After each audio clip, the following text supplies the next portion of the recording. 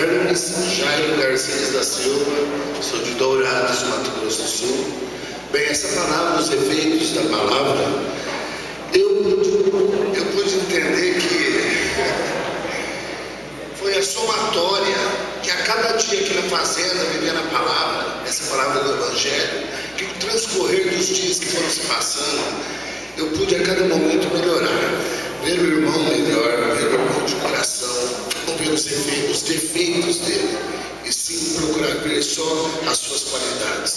Isso eu tive uma experiência que eu vi há 2 semanas, foi com um irmão aqui, que desde a triagem, eu sempre tive problemas com ele, porque ele parece que eu estou tremendo, não sou tão nervoso assim. Eu sempre tive problemas com ele, eu só dava defeito. Tipo, ele ia chegando, puxa, lá vem aquele cara de novo. Quando foi há 2 semanas, não foi um recomeço, porque a gente se respeitava.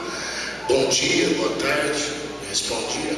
Mas a gente teve uma conversa com comunhão de almas, aonde eu pude dizer que eu consigo ver as qualidades. Que foi a partir do momento que eu procurei abrir esse irmão com meu coração, que ele, meu irmão, eu comecei a ver a qualidade, quanto essa pessoa é especial, é bom naquilo que faz, ele se lança de corpo e alma naquilo que ele está fazendo. Hoje, nós somos bem melhores amigos do que éramos, mas uma coisa eu tenho certeza, eu daqui a 2 semanas, uma semana, eu vou estar terminando meu ano.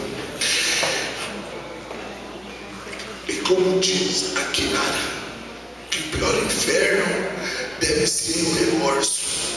Então isso eu tenho certeza que eu não vou sair daqui, estando lá fora, com remorso de não ter saído bem com esse irmão, que era praticamente a única pessoa da fazenda que eu tinha uma certa dificuldade. Então hoje eu estou saindo com meu coração iluminado. Isso que ela falou, que a gente vê as coisas diferentes. Eu vejo isso luminoso. E eu vou terminar de 1º de novembro sem nenhum medo de estar enfrentando o mundo lá fora. Porque eu estou com meu pé no chão e Deus está junto comigo no meu coração. Obrigado.